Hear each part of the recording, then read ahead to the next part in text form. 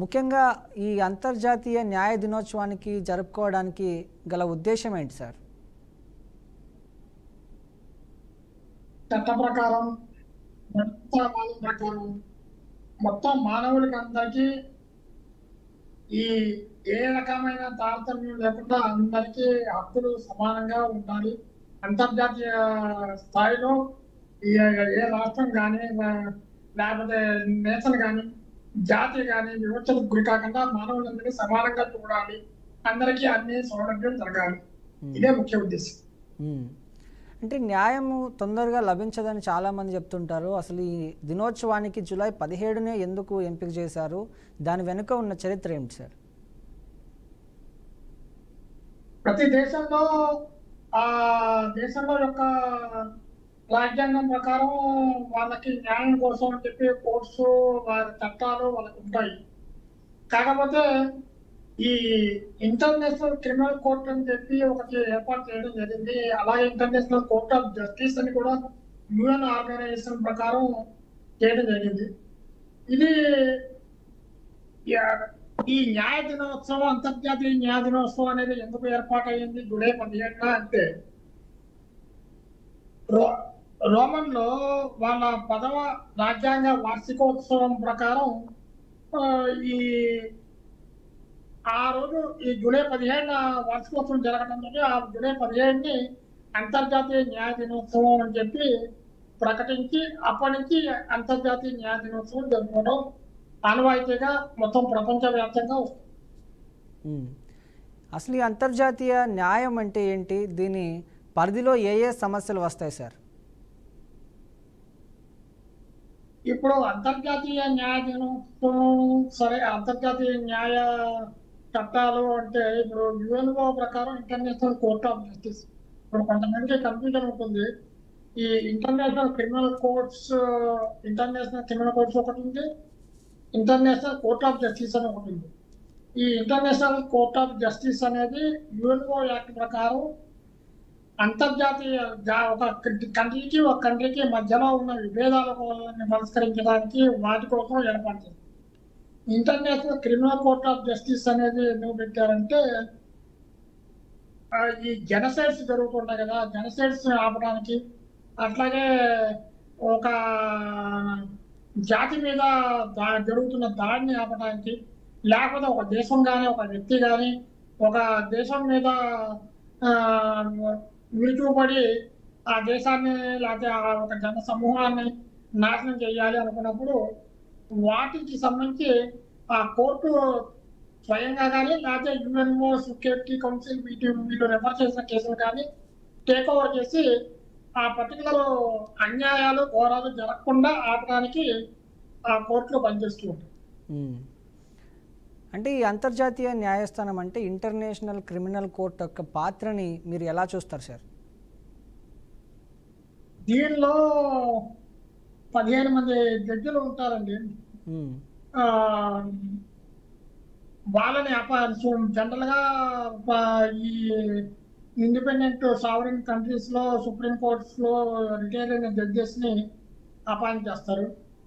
వారు ఈ కేసెస్ ని టేక్ ఓవర్ చేస్తారు. టేక్ ఓవర్ చేసి ఆ పర్టికులర్ కంట్రీస్ కానీ లేకపోతే ఆ particular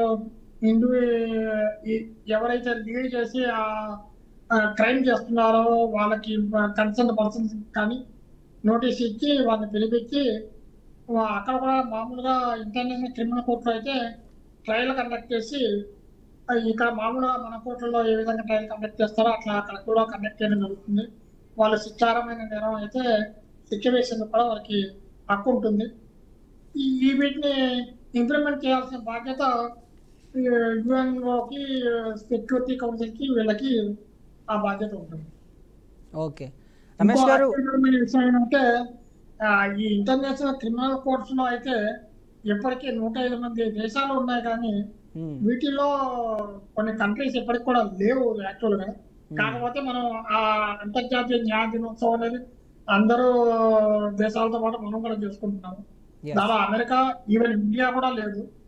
but international court of justice లో మాత్రం మన దేశంతో పాటు దాదాపు 93 దేశాలు ఉన్నాయి. దానిలో మన జడ్జెస్ కూడా సుప్రీంకోర్టు రిటైర్డ్ జడ్జెస్ కూడా కొంతమంది అక్కడ జడ్జెస్గా అపాయింట్ అవ్వడం జరిగింది. ఓకే, మనతో మాట్లాడేందుకు ఒక కాలర్ అయితే ఉన్నారు రమేష్ గారు. శ్రీదేవి గారు కడప నుంచి. శ్రీదేవి గారు నమస్కారం అండి.